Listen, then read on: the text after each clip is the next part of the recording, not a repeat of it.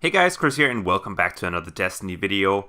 Today I'm finally going to do some play-by-play breakdowns, something that has been requested a lot, and I'm probably going to turn this into a little series with the main purpose of helping you guys become better at PvP, more specifically being able to pull off more clutches in Trials.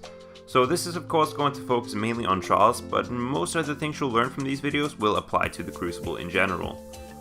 In this particular video, we'll discuss the mindset you need in order to pull off a clutch, and I will show you guys the importance of positioning and knowing your surroundings, and break down a few clutches play by play so you guys can understand the thought process in the moment.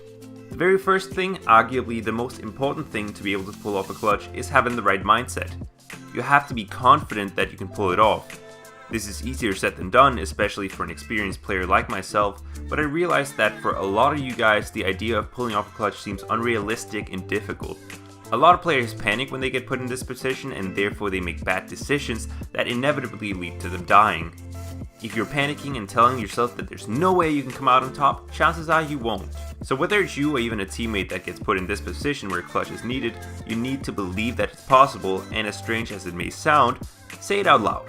If you tell yourself that you can pull off a clutch, it can honestly help you get in the right mindset and feel more confident in coming out on top.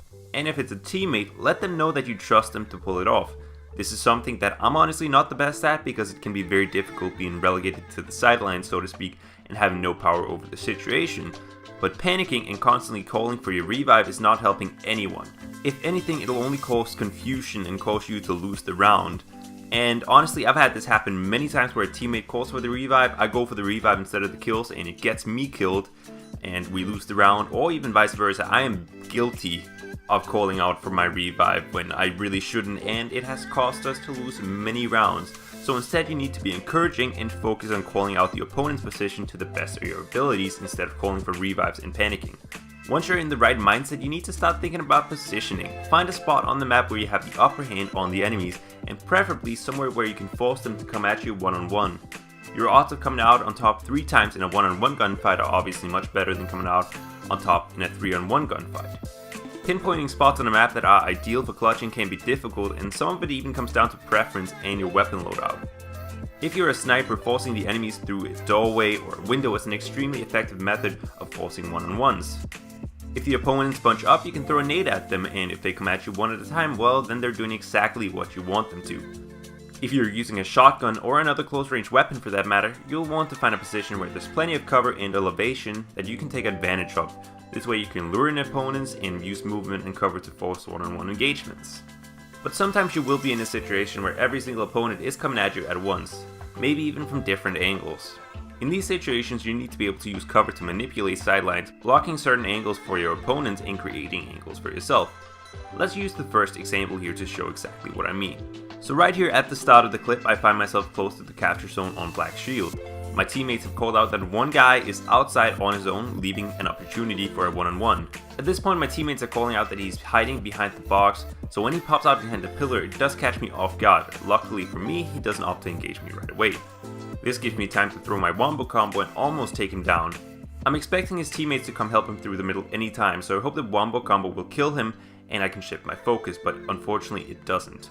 So I dip back behind the rock, covering my left side, allowing me to re-engage the Titan. He comes at me from above, so I jump up to be evasive, but then I take fire from the left side, so I now know that his teammates are outside and they know exactly where I am.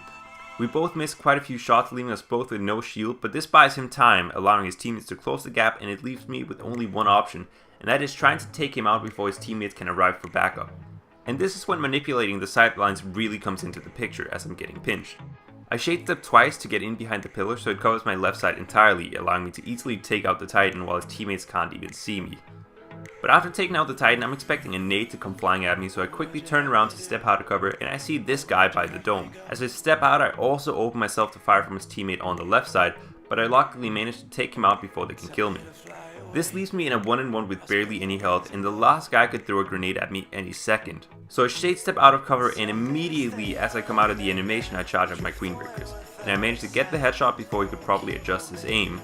Evasive maneuvers like shade step, the Twilight Garrison evade, and even blink can be really useful for throwing off your opponent's aim, so make sure you make use of this when you're doing this, if you can of course. So let's have a look at how it all played out at normal speed. You got a super? No, He's just crouching round to the left of this box. He's pushing.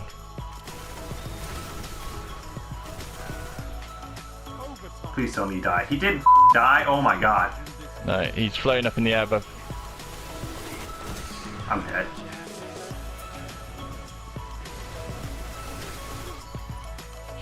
Wow.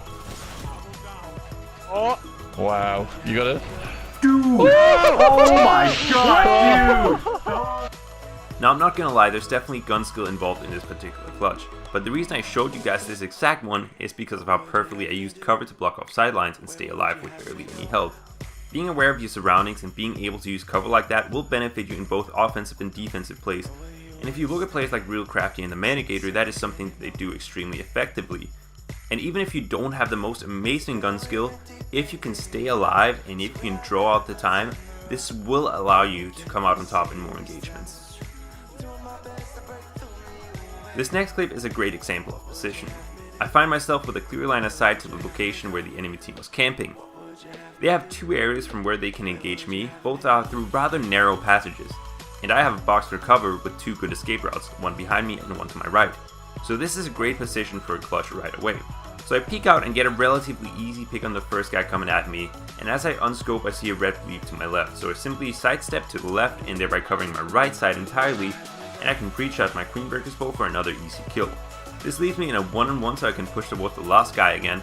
I don't manage to hit him with my first shot, so I dip in behind cover, wait for my teammates to call out when he peeks, and sure enough, they call out that he's coming back out, so I start charging, hop out of cover, and simply snap onto him for the clutch.